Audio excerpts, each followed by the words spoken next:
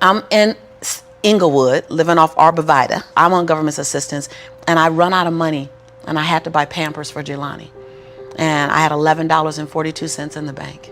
And I remember wrapping my son in a towel for 2 days. You know, someone said, because when I tell the story, I always get teary-eyed. And someone said, do you fabricate the tears because you've told the story so much? No, I'm a mama. Every time I tell the story, I feel it again.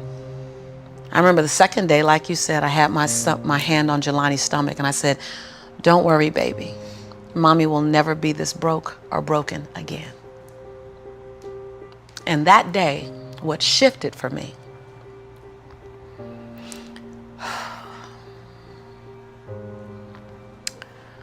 was I was willing, and I don't know if this is going to sound crazy, I was willing to completely die to any form of me that I had been so that I can birth the woman that I was becoming. The reason why a lot of people won't become who they want is because they're too attached to who they've been. And you hear it all the time when people say, I've always been this way. Okay, well, if that's working for you, keep doing that. I knew it wasn't working for me any longer.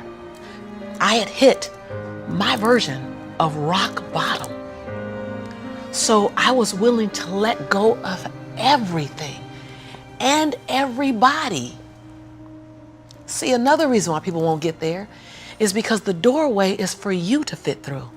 You're trying to carry everybody else through because you're trying to be Rescue 911. And you got to rescue you first. I am much more valuable to my family and to my community because I was willing to let them go through the door myself, teach myself, learn myself, condition myself, and then come back and get them. I'm much more valuable to them now. But I had to go through a window time of 10 years of judgment. You leaving us, hanging out with white people all the time. You going to these crazy countries. We don't know what I had to be willing to allow my conviction to make me inconvenienced. See, we want to grow, but we want to stay liked by everybody. I was willing to be my own rescue at the risk of your approval.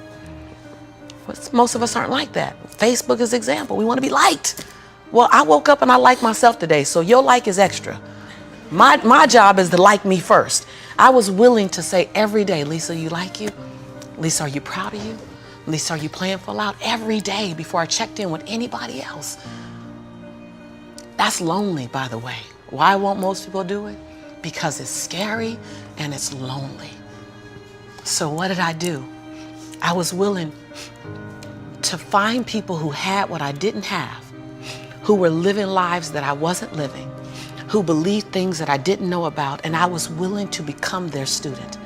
I got up every day and I ate a slice of humble pie. See, when you get to this level, even me 10 years ago, you can get caught up by reading your own fine print. See, whenever I hear people reading my bio, before I came on and you read my bio, I'm in the back going, yeah, yeah, yeah, yeah, yeah, yeah, yeah, yeah, yeah. Because I don't want to ever think I arrived. That bio is old. You should be interested in my future. Oh, that's my bio. What's my future? Oh, what are you doing? Who am I becoming for 2020? And we get caught up in our bios. We get caught up in our status. I never allowed that to stop me from going and sitting at the hem of someone and saying, what do you know about wealth? See, because there's 3 forms to money. There's 3 relationships to money. We learn how to earn it, we learn how to keep it, and we learn how to grow it. Well, I learned how to earn it because my theme song was, I'm a hustler, baby. And I want you to know, everybody with me, it ain't where I've been, but where I'm about to go. So I was singing that song. That was good. They know, right? I was singing that song when I was working out of my closet as my office.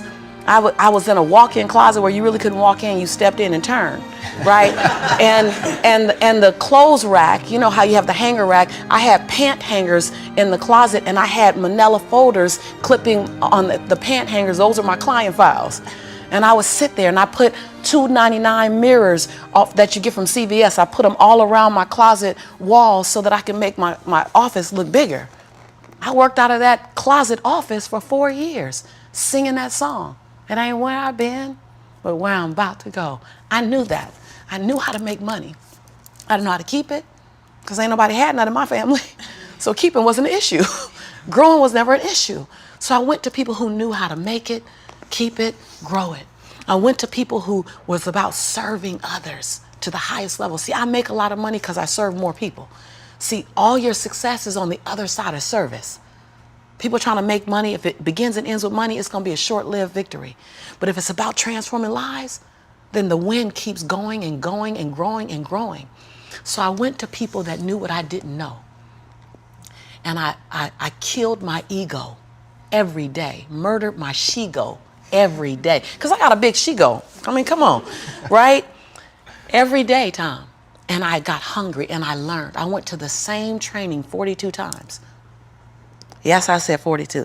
Some folk will stop because I've been there already. I learned that already. Yeah. No, I wasn't there. I wanted to be able to finish their sentences. I want to know what you know. I want to walk like you, talk like you, and then I want to then embed me in it. But success leaves clues. We're just not picking them up. I was the only African-American person at this conference. I was one of 2 women at this conference. Within the last 29 sessions, I led the conference. But I was willing to be the student first.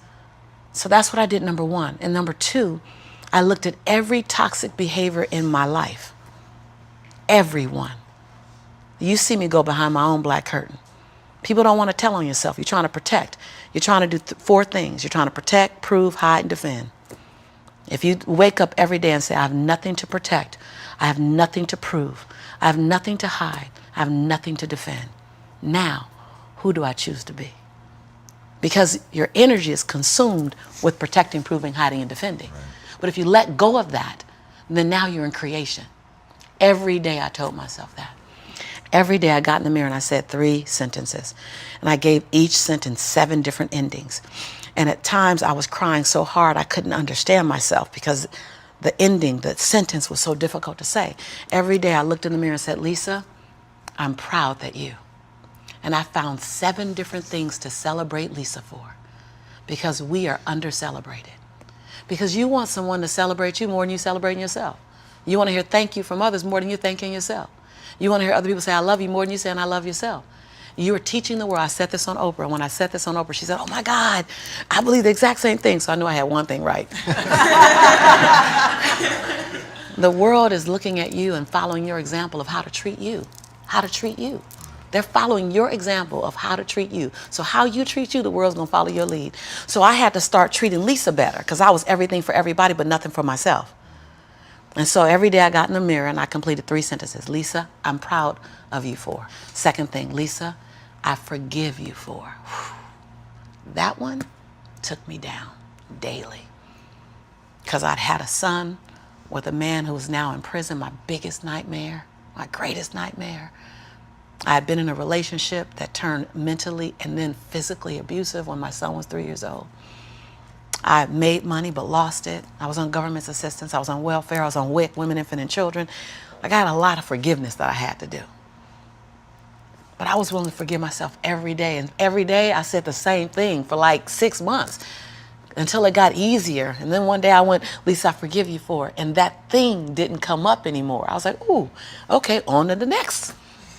7 different endings. And the last thing I did every day, last sentence, is Lisa, I commit to you that. Because we make bigger commitments to other people. If I commit to y'all something, ride or die, you can bet your last dime that I'm going to be there. I'm going to show up. You're going to get 2 dimes. But I would make commitments for me, for myself, and I wouldn't do it. I.e. my weight. That's interesting. So I started every day celebrating Lisa, forgiving Lisa, and making a commitment to Lisa. And then I was willing to invest money in me. I love this story. I was willing to invest money in me. Literally. Literally. I worked at LA Unified School District. And I knew I couldn't stay there because they needed a degree. I didn't have a degree. They didn't seem happy. I wanted to be happy. So I would have my son at daycare during the day. I'd work 9 hours.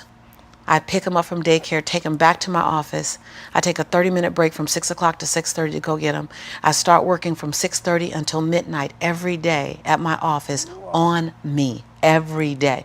Put my son on a little, primary color blanket, something to occupy him. Give him toys that I took the batteries out of so he'd be confused for a little while trying to figure out why they're not working. I'm serious.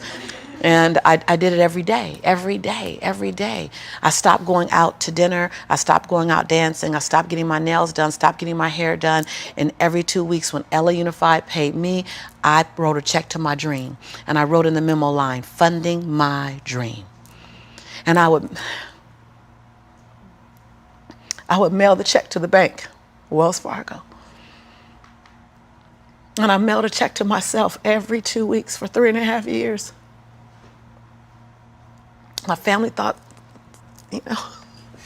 that I was smoking on drugs. Like, she ain't going out. She eating beanies and weenies all week. We think she on drugs, but she's not getting any smaller, so maybe not. And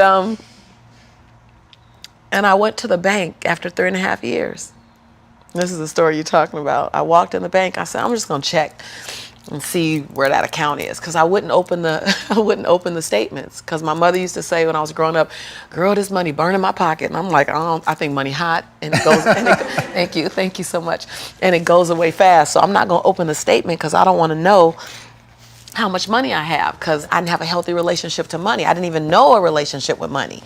So while I'm at these trainings, they just kept saying save. So I'm like, okay, I'm gonna save. I didn't need the money that I was writing checks for, because it was the money I used on my nails and my hair. And then every check I wrote to myself, I made a challenge with myself that it had to be 5% more than the next check.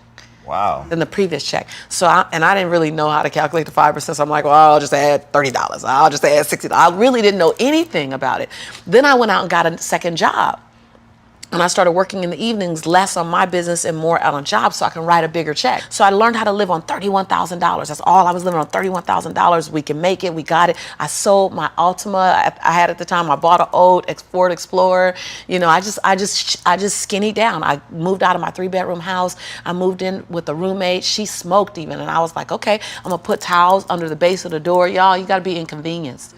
I put towels on the base of the door so the smoke wouldn't come in the room with me and my son. We slept side by side in the same bed. Went from a 3-bedroom, 3-bathroom house, 2-story, to a roommate, because I was willing to write a check to fund my dream. And I kept writing, funding my dream, funding my dream, funding my dream. And I walked into Wells Fargo 3.5 years later, and I gave her my name. I said, hi, my name is Lisa Nichols. And she's like, you the funding my dream lady. I was like, yeah. So all these tellers came running around. The manager came around, because I guess everybody had processed a check or two. Right. And they were like, we all been wondering, like, everybody wants to know, what's the dream you funded? And I was like, I don't know, but it's gonna cost some money. Think I got a little money now to fund the dream. And so I said, I just came to get my balance and to see where it is, because I haven't opened any of the statements. They were like, what? I said, no, I haven't opened any of the statements because money burns my mama's pocket, so it might burn my pocket, so I don't want to spend it. So she wrote the balance down. You know how they write the balance down, and she turned it and passed it to me, and I